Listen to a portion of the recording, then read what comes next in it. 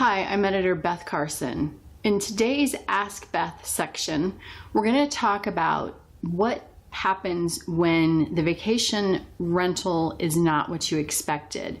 I got a letter from a reader who arrived at a vacation rental and it was not family friendly as she expected it to be. The banisters were too wide for her children. There were just some safety issues that with her 2-year-old and her 4-year-old that didn't work. She asked about getting a refund. Now, what you need to do is communicate that quickly with your owner. What happened in her situation was she waited until she got back and then she asked me. And if there is something that's not right, and as somebody used to say to me, communication is taking the picture that's in your head and making sure that the picture in their head matches up as closely as possible. And I'm not sure where the miscommunication lay.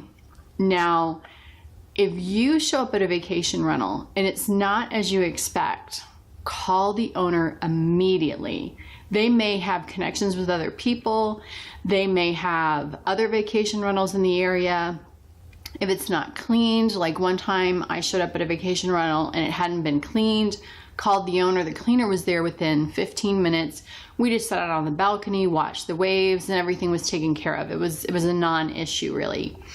But so make sure that you don't wait until you get home and then try to address the area of discontent or bash them with a bad review when they haven't had a chance to rectify the situation. So early communication is super important, and don't be afraid just because you're in somebody else's home to say, wow, this isn't what I expected.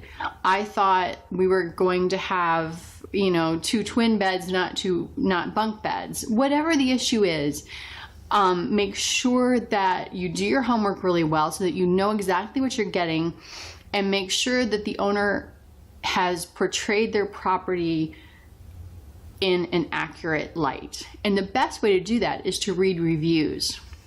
And I'm planning a trip to London, Amsterdam, and Paris. And there was one place that probably would have been a good fit for me. However, there was a concern that someone posted. And the snarky response that the owner gave back turned me off completely. I thought, this is not an owner who is going to be receptive if I have an issue.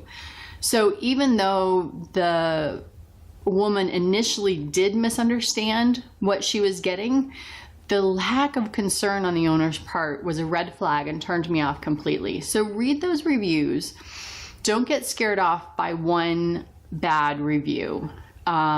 People love the power that they get on places like TripAdvisor and Yelp.